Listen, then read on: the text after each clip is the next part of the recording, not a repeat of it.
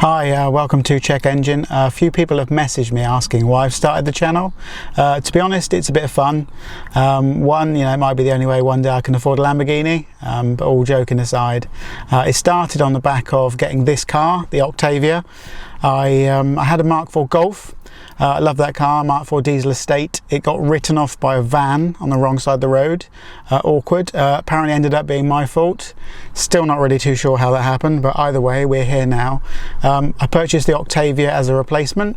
I didn't directly go out to get an Octavia. It's a lovely car. It's the 2-litre TDI 150 DSG, so it's got plenty of power. My old Golf was only 100 brake horsepower.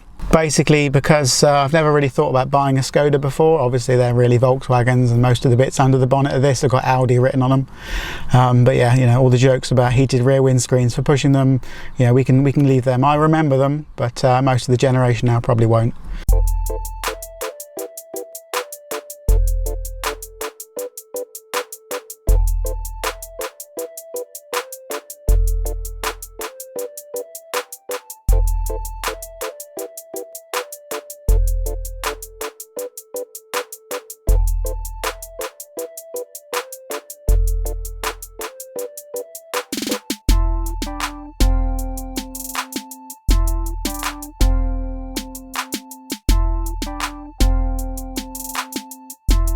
This particular car I bought locally at a main dealer. It wasn't a Skoda main dealer, but it was a Ford main dealer. Test drove it, loved it. However, that wasn't without problem. 2 weeks after I purchased the car, the Czech coolant light came on. Checked the coolant, completely empty. Thought, bit weird, thought no more of it. Filled it back up again, continued on my way. Less than 1,000 miles later, came back on again. Opened the bonnet this time to be presented with what could only be described as this. Yes, look at that, that's beautiful. There's another shot and another shot. Yes, lovely, look at that. So as you can tell, that's not supposed to look like that. Luckily it went back to main dealer.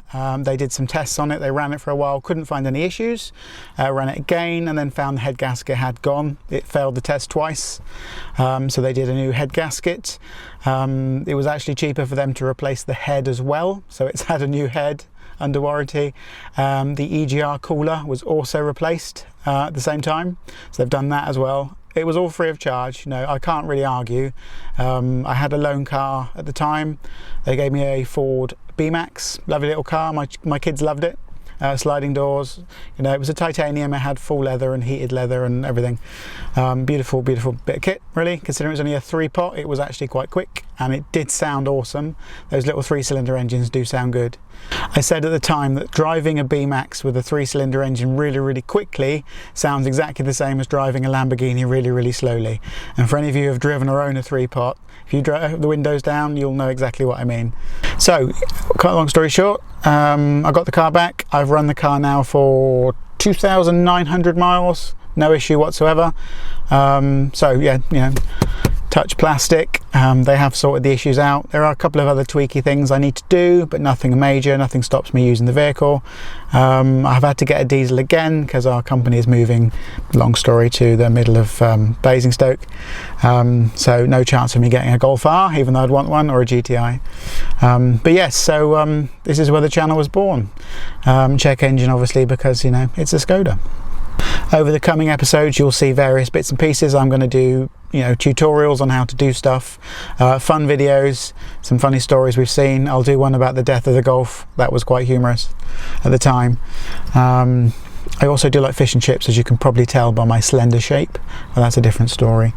There will be lots of, I do love a montage, you'll get to see that, and potentially you might find that as time goes on, Ford Focus. As time goes on, I'm hoping to do a few more, not challenges, but maybe get a couple of vehicles, whether they're Skodas or anything sort of like that kind of thing. Do a few challenges with them, maybe even sort of do a restoration or a project with my son. He is a Suzuki Swift owner. He's only 17, bless him. It's beginning to look like he's a 17-year-old's car, to be honest. I'll show you some photos of that in another episode. Also got a good friend of mine has an Audi RS5.